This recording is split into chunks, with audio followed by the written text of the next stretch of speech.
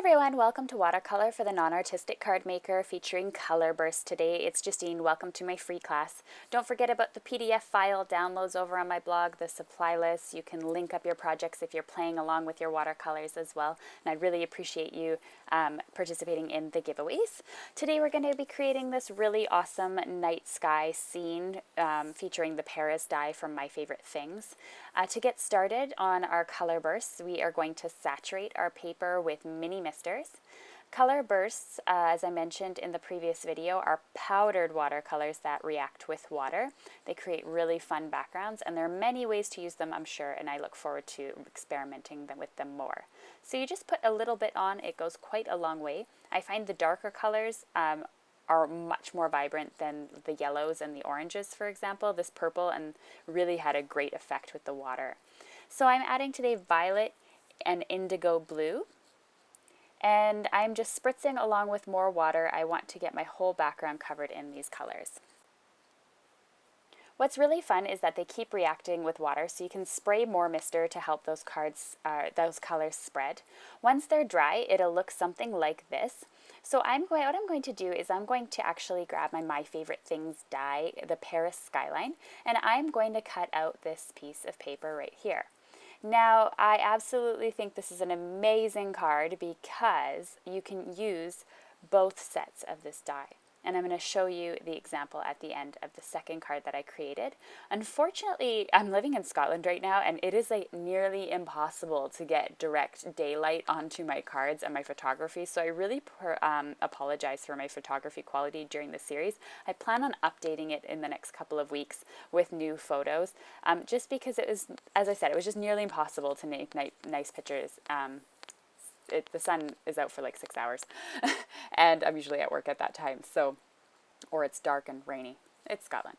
So anyway, I am going to glue the skyline onto a card base. Now I ended up having to cut down my card base a little bit. I forgot I had cut out my watercolor paper at 5 1/4 by 4 instead of 5 1/2, so it was a little bit short there, but overall I just cut off that edge there, and you can see how absolutely gorgeous it is against the white background.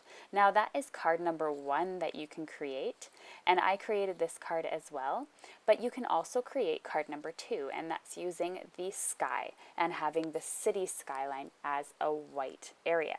This is a really great way to ensure that there are no scraps and you can use every piece of that card panel that you just created. This does create a little more work, however, because you have to piece in those small pieces that you cut out. Now you could just leave it like this, that would work as well, but I think the true beauty in this card is by adding these small little shapes. And there's only 4 of them anyway, so it really didn't take that much time. If you were doing a really intricate one, then I could see this being kind of a pain in the bum. But anyway, it was just these few pieces here, and I think that's what really adds the special touch to the card. So I hope you enjoy that, or you don't mind paper piercing or piecing a little bit here. So I am going to stamp this card using the Bon Voyage. Unfortunately, at this point, I didn't realize that my camera had stopped and my camera was full. So you don't get to see me actually stamp the Bon Voyage stamp, but since it's just a black sentiment in the corner, I don't think it really matters or upsets this video in any way. So you can see here how I created that other background with the blue Paris skyline, and I stamped it with the Paris stamp from So Susie Stamps. And then I'll show you that card here, but again, the lighting was just terrible on it, and I plan on updating that in the future on my blog, so keep a lookout on that. Same with this card as well. It doesn't do it justice, definitely, in the photograph. It's absolutely beautiful in person.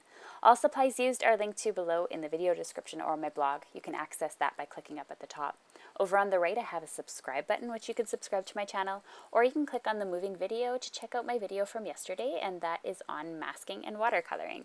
Thanks so much for watching. I'll see you tomorrow for the last day of class.